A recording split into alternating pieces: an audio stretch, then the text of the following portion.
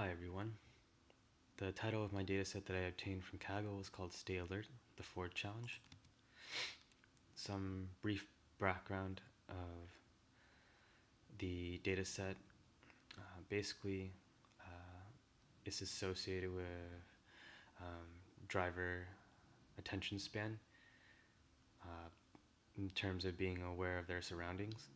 Uh, Factors that might impact their awareness could be dealing with environmental, physiological, meaning what the driver may be experiencing at the time, or vehicular factors.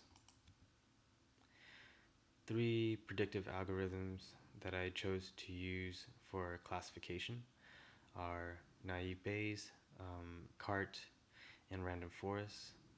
These three particular classification algorithms I chose um, particularly for this data set was because of the size of the data set, as well as since we are trying to create a classification model,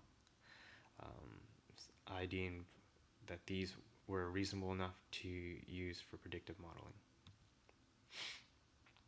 A little bit of detail about the structure of the data set. It's fairly large. There's approximately 600,000 cases and 30 variables. There's a slight caveat with the variables, however. There wasn't any description attached to it. The only information that we can go off of based off these variables is that the P, E, and V are denoted as follows: physiological, environmental, and vehicular. Uh, the specifics for each variable, as you can see down here in this small snippet of the data set, we don't know what these values relate to in terms of their given um, variables, aside from their brief description here. The dataset I divided into a 70-30 ratio for the predictive modeling.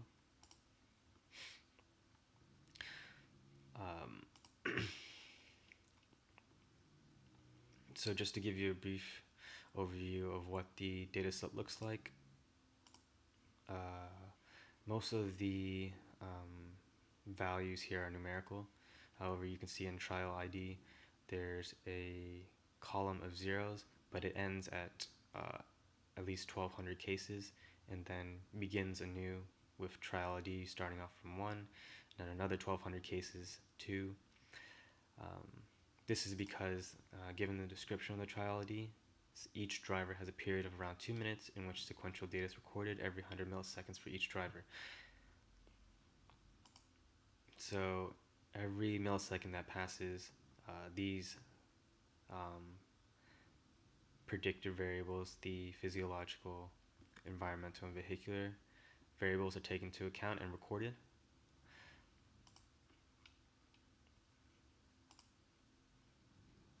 So as I mentioned before, most of these values within these variables are numerical.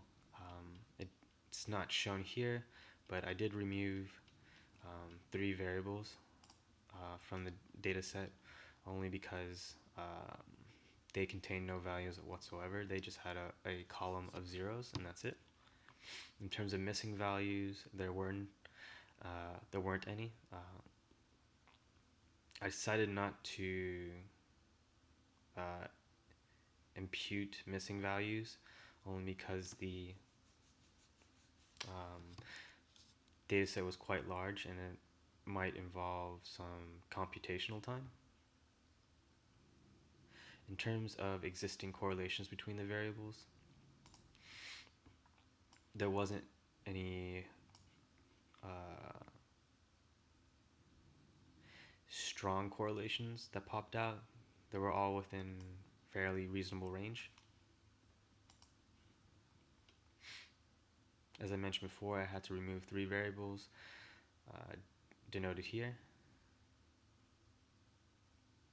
And then I fixed the data set and divvied it up accordingly for training and testing. So the first algorithm that I tested this data set against was naive Bayes. In the upcoming or the following algorithms that I will be using. I won't be running the models themselves because they take quite a while based on the size of uh, these data sets, even after they were divided accordingly. But I will show you the confusion matrix tables as well as the misclassification error values and AUC.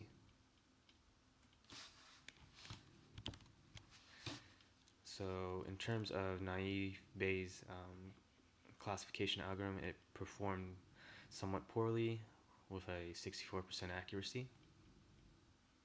In terms of misclassification error, it was 35%, and then in terms of AUC value, from a scale of 1, it was 0.67. It's okay, but not the greatest compared to the other two classification algorithms. The next one being CART. I will show you the summary output of the CART model. So in terms of what variables it deemed important, one from vehicular variable dataset or subset, and then 3 from the environmental variable subsets, specifically V11, E10, E9, and E7. And then as we look at the confusion matrix, we notice compared to the naive Bayes algorithm, the accuracy rate is 83%, a significant increase compared to its previous model.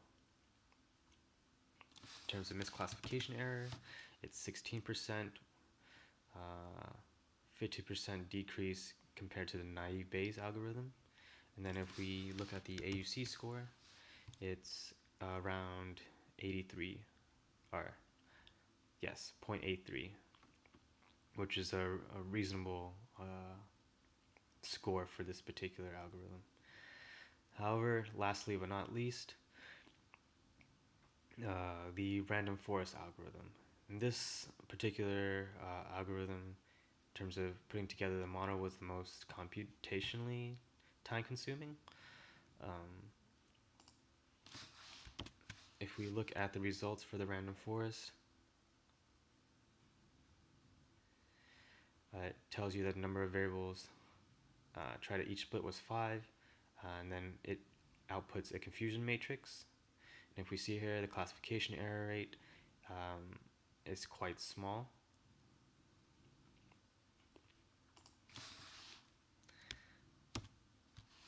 But just further going on to the confusion matrix from the carrot package, the accuracy is actually 93%, way more significant than the other two models that were looked at previously. And then if we look at the misclassification error, it's 6.3%. As well as the AUC score, which is really close to 1, which in terms of prediction, out of all the 3 models that were tested, random forest performs the best. In conclusion, in terms of the organization of the dataset, I would have liked if the creator of the dataset had provided the specific descriptions of the variables themselves rather than just going off of the abbreviations or what these variables stood for in terms of physiological, environmental, and vehicular. As I mentioned before, out of all the models that I tested in terms of creating a classification identifier for driver awareness, random forest algorithm performed the best out of all, with an AUC score of 0.93. And I missed something, actually. In terms of variable importance, actually, the way this graph is read, the y-axis is the predictor variables. The x-axis denotes the value of mean decreased Gini. So um, the variables that sit far to the right have a higher value. Basically, what that means is if these particular variables, like the highest top 5, were to be removed, could significantly affect the prediction algorithm for driver awareness of this particular model. Hence, the top 5 variables that it considered important were V11, E10, E8, E9, and maybe P7, but in particular, these 4 variables. So 3 of them being environmental, 1 being vehicular.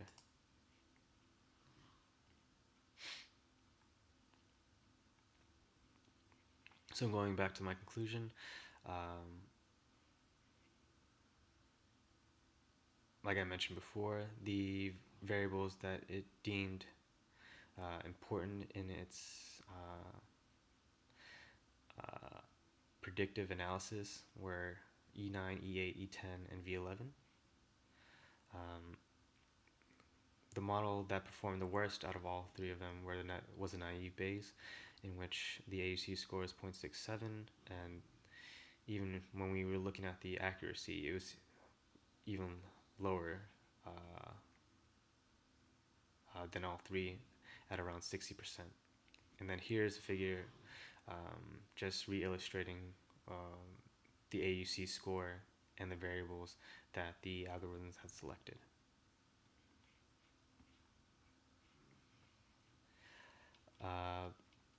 Some things that were left out in this particular report in terms of ensemble. I wasn't sure if I could have created the ensemble model without slowing down my computer, seeing as the dataset was quite large. But in terms of the performance of the models that I tested for this particular dataset, Random Forest seems to do the best out of all 3. And that's about it. Thank you for listening.